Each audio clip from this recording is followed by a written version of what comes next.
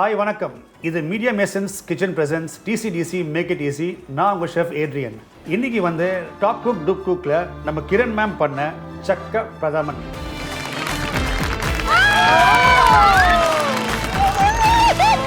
Excellent, madam.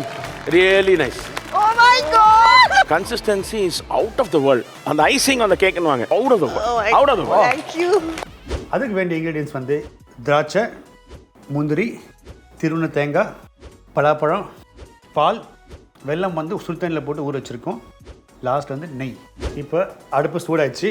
நம்ம first போட போகிறது வந்து நெய். ஒரு 2 டீஸ்பூன் நெய். நெய் நல்லா சூடாகிட்டு இருக்குது. திராட்சை ஒரு 15 திராட்சை, ஒரு 15 முந்திரி. இது போட்டு நல்லா வதக்கணும். ஃபயரை வந்து நீங்கள் வந்து சிம்லேயே வச்சுக்கலாம். எப்பவுமே டெசர்ட் பண்ணும்போது ஃபயர் சிம்மில் இருக்கணும். இப்போ திராட்சை பார்த்திங்கன்னா கலர் சேஞ்ச் ஆகிட்டு இருக்குது திராட்சை. இப்போ நம்ம வந்து வெல்லம் கரைச்சி வச்ச வெல்லம் மிக்ஸ் பண்ண போகிறோம்.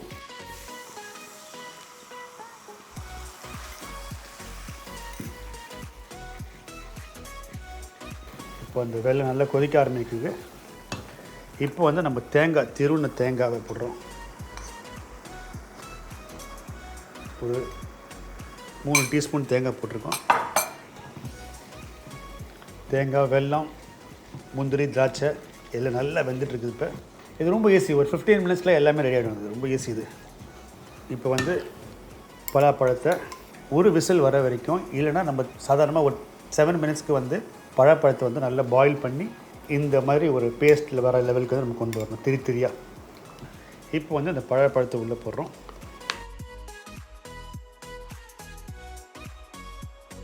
ஸ்லோ ஃபயரில் நம்ம நல்லா அப்படியே போட்டு கலரணும். அது 7 மினிட்ஸ்க்கு நல்லா பாயில் ஆகிருக்கு. இப்போ வந்து ஸ்லோ ஃபயரில் இருக்கும்போது நம்ம கொஞ்சம் பாலை மிக்ஸ் பண்ணுறோம். இதில் வந்து பார்த்திங்கன்னா நம்ம வந்து வெல்லமும் யூஸ் பண்ணலாம், நாட்டு சர்க்கரை யூஸ் பண்ணலாம். நமக்கு என்ன இருக்குதோ அதை வச்சு யூஸ் பண்ணலாம். சக்கரை பிரதமன் பண்ணுறதுக்கு இதுக்குன்னு கிடையாது. பட் சுகர் யூஸ் பண்ணக்கூடாது, ஒயிட் சுகர் யூஸ் பண்ணக்கூடாது. வெல்லம், நாட்டு சர்க்கரை எதெல்லாம் யூஸ் பண்ணிக்கலாம்.